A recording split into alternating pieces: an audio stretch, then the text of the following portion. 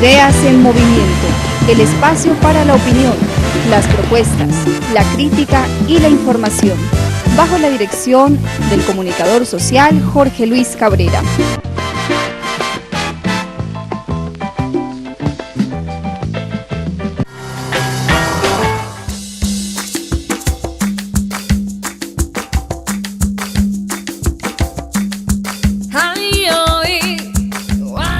¿Qué tal, queridos televidentes? En el día de hoy vamos a presentar un segundo resumen de lo que fue el encuentro de iniciativas por la paz de Nariño y el encuentro de movimientos sociales. Sean ustedes bienvenidos. Que camine el pueblo a ganar su derecho al buen vivir y que pueda el chico amar lo que quiera que... Compañeros del Frente Amplio, necesitamos conocer esos acuerdos para poder defenderlos en su implementación. También, al respecto sobre las pedagogías populares, el maestro de Subiría habla de tres elementos muy importantes para desarrollar esa pedagogía popular. El primer lugar es la lectura rigurosa, individual y colectiva de los acuerdos. No podríamos hacer pedagogía de los acuerdos si no conocemos los acuerdos. El llamado es hacer una lectura muy rigurosa, muy seria sobre todos los acuerdos y sus salvedades. Segundo, conocer qué es eso de la pedagogía, y mucho más cuando hablamos de pedagogía popular. El maestro de Subiría entonces recomienda retomar a Paulo Freire, como por ejemplo, ¿sí? Si vamos a hablar de pedagogía popular, tenemos que retomar lo que decía Orlando Falborda cuando se refería al saber popular. Tenemos que recoger las experiencias desde las regiones, desde los territorios, desde las veredas, desde los barrios, para empezar a hablar de la paz, pero en esos términos populares. Y un último elemento que plantea el maestro de Subiría es que para hablar de pedagogía popular para la paz tenemos que saber diferenciar lo que significa la paz territorial y lo que significa la paz en los territorios, que también el maestro hace una diferencia muy precisa. Sabemos que cuando se habla de paz territorial, el gobierno nacional adopta un componente casi que una paz territorial pero sin cambios, ¿sí?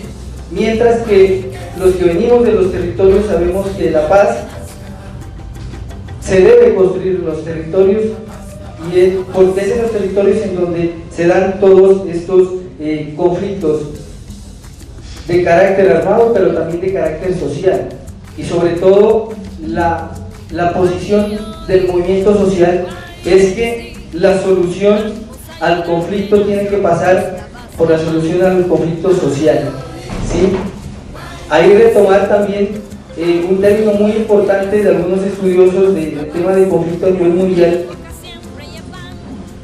y decirles que de lo que se trata hoy en día no es incluso de la terminación del conflicto, sino de la transformación del conflicto, porque los conflictos pueden que se profundicen, o al menos así lo planteaba Estanislao Zuleta, cuando él habla de los conflictos pueden ser más complejos, y precisamente cuando los conflictos se vuelven más complejos nos dan las oportunidades para buscar esas soluciones y para salir adelante.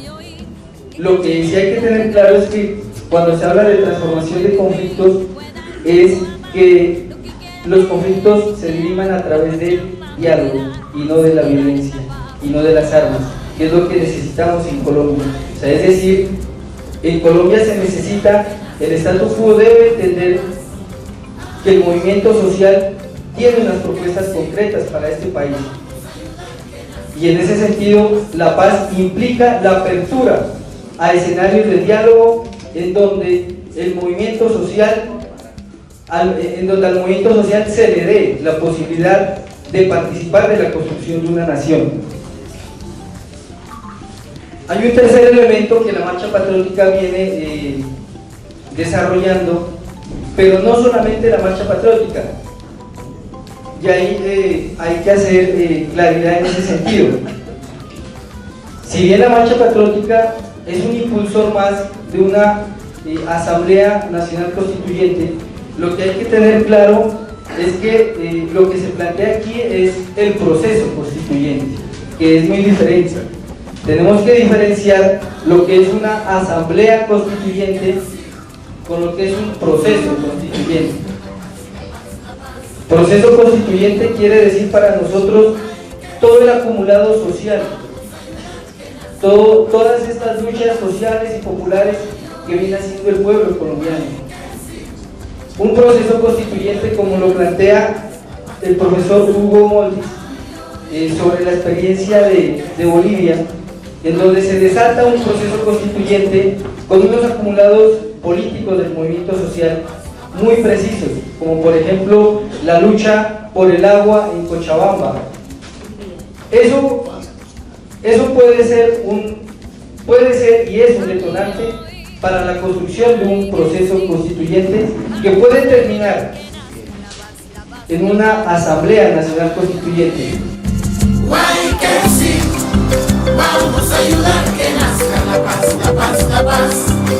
Que en la coca siempre lleva. La Agenda de Paz Nariño, es bueno comentarlo, surge en una coyuntura importante, el 9 de abril del 2013, en el marco de la apoteósica marcha por las víctimas. En esa fecha, este momento que vivió la capital nariñense, sobre todo determinó en las entidades convocantes la necesidad de abrir un espacio que le diera continuidad al clamor regional en pro de la paz, la construcción de paz regional.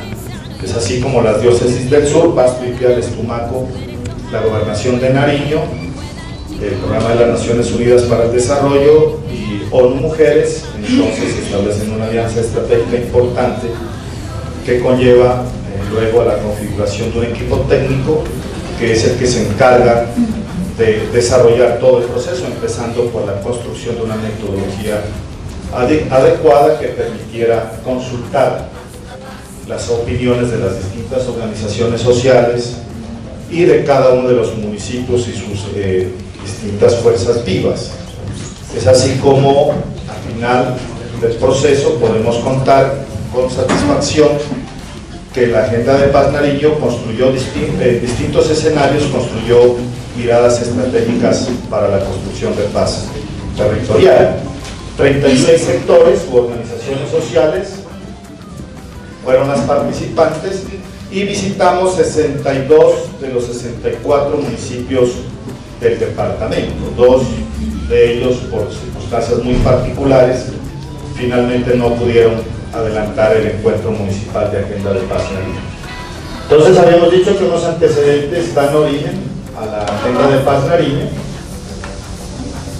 aclarando que el proceso partió siempre de premisas claras. El origen político y social tuvo un instrumento, una herramienta poderosa, que fue un documento de discusión inicial construido a partir de los acumulados históricos que la región presenta en distintas movilizaciones sociales de resistencia social. Es decir, es un documento que recoge el acumulado de las distintas luchas que el departamento ha presentado en toda la trayectoria en pos del desarrollo integral y de la paz en la región.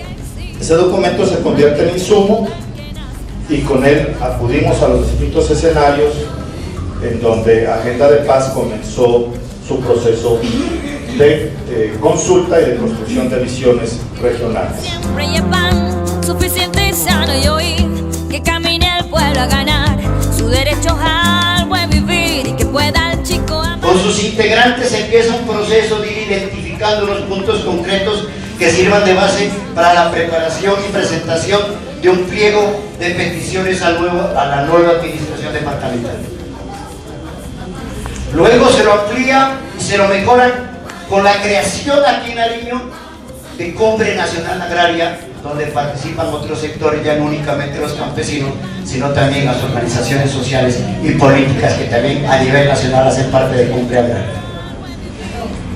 Como por la brevedad del tiempo, compañeros, pues queremos más bien es hacerles como ustedes que se lleven una idea de lo que fue el resultado, de lo que fue los puntos.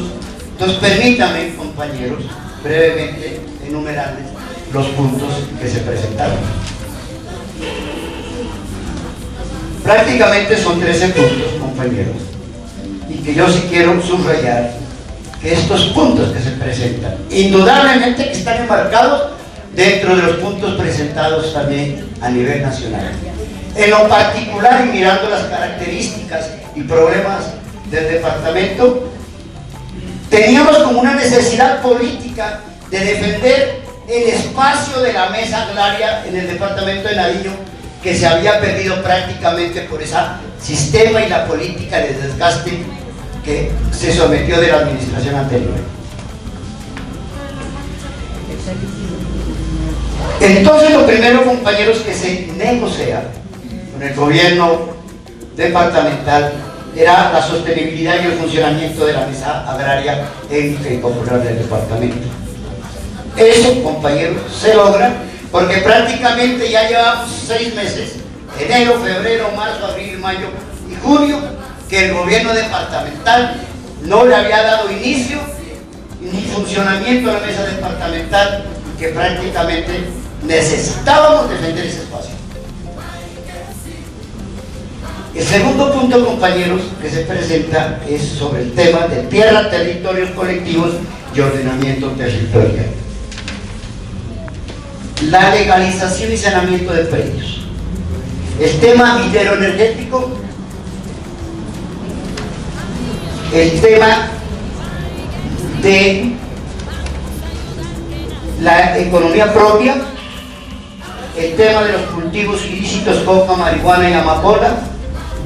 Derechos humanos, salud oportuna y de calidad, educación rural y universidad campesina, subsidio de pensión para jornaleros, el tema de reconocimiento de los campesinos como sujetos de derechos, vivienda rural, revisión de los acuerdos pendientes del gobierno anterior que se habían pactado y que siguen siendo incumplidos. Digamos, esos son los puntos que se le presentan al gobierno departamental y que se inician después del 2 de junio en el punto de bloqueo de Tambo. Es que, compañeros, también es importante que ustedes sepan de que este paro tenía prácticamente, compañeros, un alto contenido político, más que reivindicativo, porque se realiza en un momento donde el país se necesita, no únicamente los campesinos, sino los trabajadores de la ciudad y del campo y todo el pueblo colombiano, fortalecer la movilización y fortalecer la resistencia para poder que los logros de los acuerdos de paz se hagan realidad, es decir, fortalecer la lucha por la salida política al conflicto político, social y armado que vive el país colombiano. Esta jornada, compañero, en Nariño, nuevamente volvemos a dar demostraciones de capacidad de movilización, que ya es una tradición, como uno de los pocos departamentos que en el país logramos sentar al gobierno departamental y firmar unos acuerdos. Y lo segundo, compañeros, es que estos acuerdos tienen un alto contenido de la defensa medioambiental y en la lucha contra la minería y la megaminería. Es por eso entonces, compañeros, que se defienden cosas importantes que se habían logrado en la negociación, en el transcurso de la negociación de la mesa agraria y popular de Nariño. Lo primero, que se había logrado incluir dentro de las 4 estrategias que componen el Comité Metodológico del COMPES Agropecuario 3811 de Nariño, era la inclusión de los primeros desembolsos de los 20.000 millones de pesos para ejecutarse del 14 y el 15 para la adquisición de tierras para los campesinos del departamento. Ese proceso se inició siendo el INCODER el operador, porque la negociación no era con el INCODER, sino, como ustedes saben, con el Ministerio de Agricultura, y el INCODER hacía únicamente como operador dentro del marco de la ley 160, que tiene que ver con la parte de subsidios y de reforma agraria que en este país, como ustedes saben, no se ha hecho. Inconvenientes, todos los que ustedes quieran. Llegábamos al 2016 y nos damos cuenta de que los recursos de esos 20.000 millones no sabíamos dónde estaban. Y tercero, que nos encontramos con que el gobierno a nivel nacional siempre viene aplicando políticas en contravía, que van a lo que por una parte se pactaba y se ha pactado en La Habana, y aquí en el país saca como la ley Sidres y políticas y leyes en contravía mismas de esos procesos y lo que el mismo gobierno acuerda.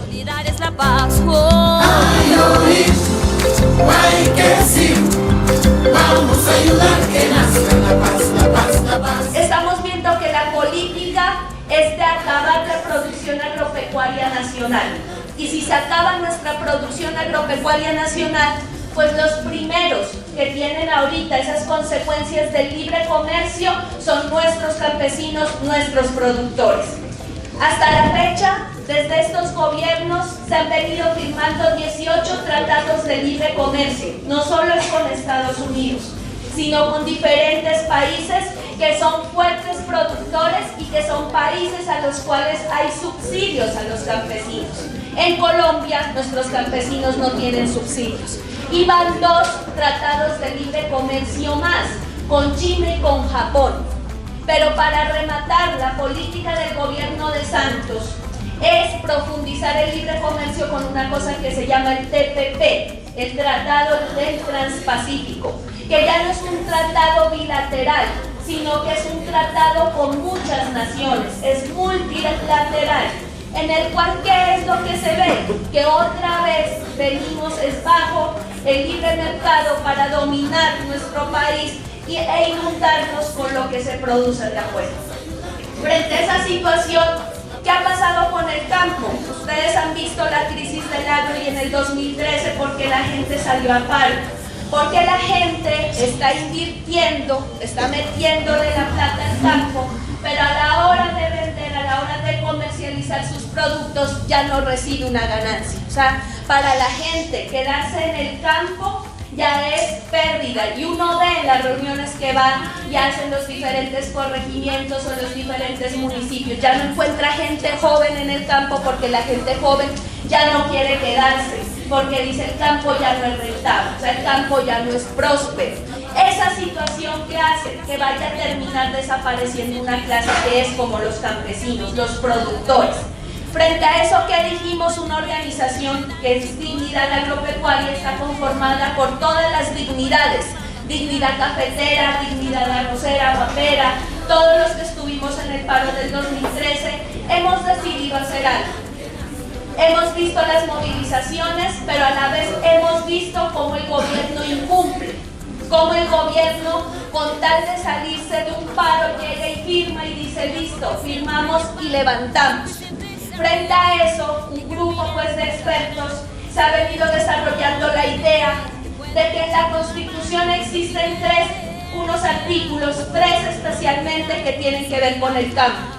Son el artículo 64, que habla de la producción agropecuaria, el artículo 65, que habla en realidad de tenencia de tierras, de semillas, y el artículo 66, que habla de lo del crédito. Y hay otro artículo que no tiene que ver directamente con el campo, pero que tiene que relacionarse, es el artículo 100, que habla del tratamiento a los extranjeros. ¿Qué es lo que analizamos? Es que en la Constitución hay unos artículos que hablan del campo. Sin embargo, esos artículos que existen en la Constitución no se han cumplido. O sea, los campesinos y toda la gente que depende del campo, a la hora de leerle los artículos, la gente dice, no, pero eso a nosotros no se nos cumple. El Estado no nos está protegiendo.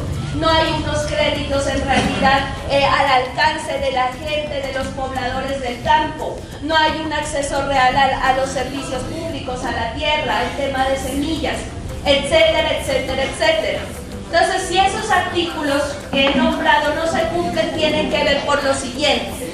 El artículo 100, que está en la Constitución, habla del tratamiento igualitario a los extranjeros. Y nosotros decimos que en derechos civiles obviamente sí, pero también habla en bienes, servicios y productos agropecuarios. Por lo tanto, lo que se produce aquí debe de ser tratado como lo que nos traen de afuera. Y esa es la razón ahorita por la cual con ese artículo 100 terminan borrando los otros artículos que mencionan. Si en la Constitución ya existe eso, ¿cuál es la razón, aparte de ese artículo 100, que no se cumplen esas leyes?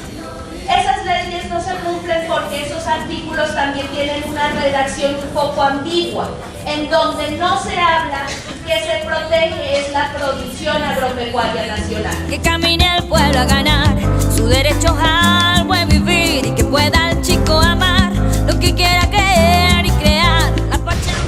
En los territorios están los refugiados.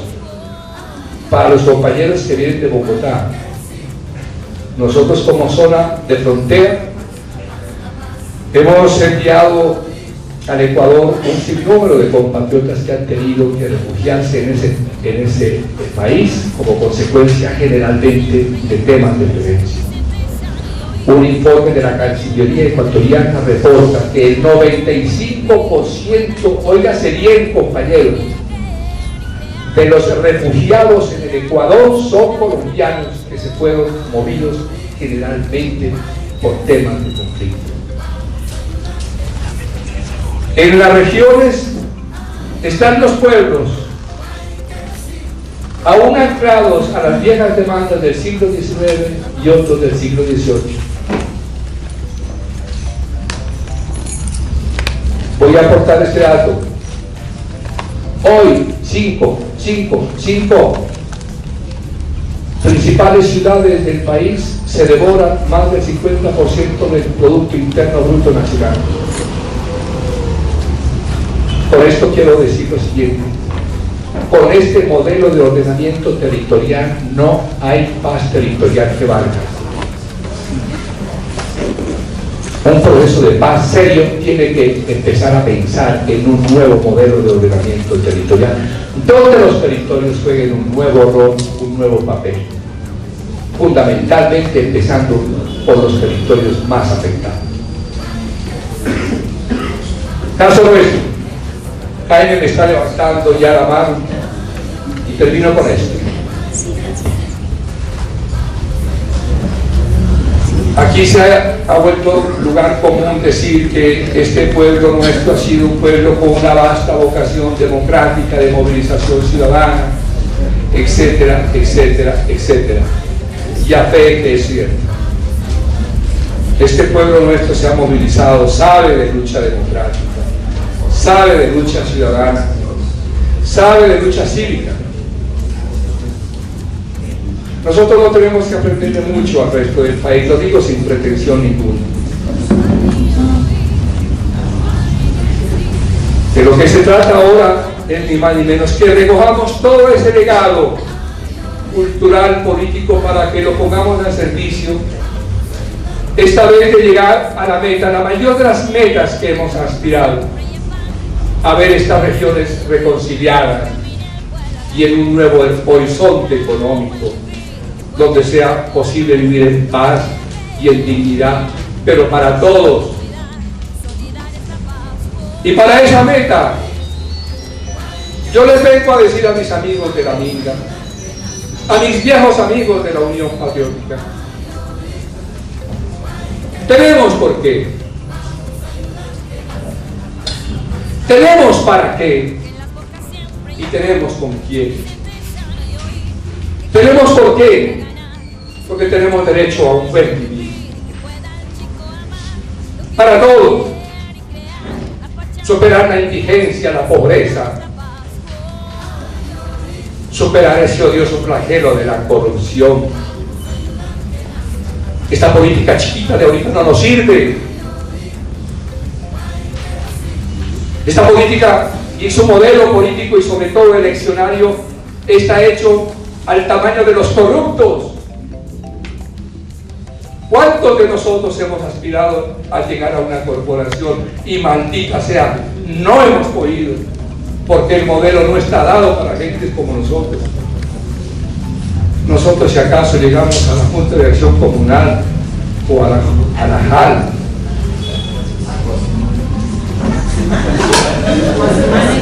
no, por Simana tengo mucho respeto.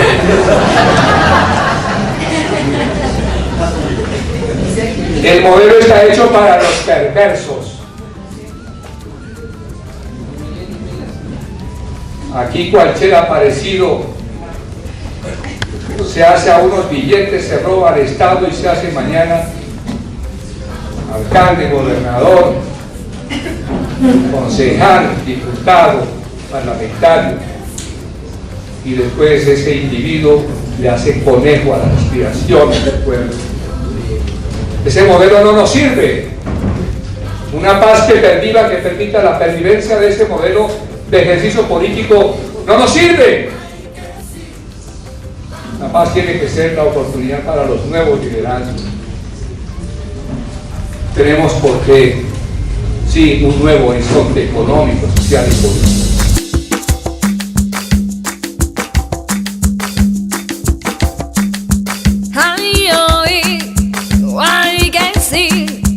Vamos a ayudar que nazca la paz, la paz, la paz.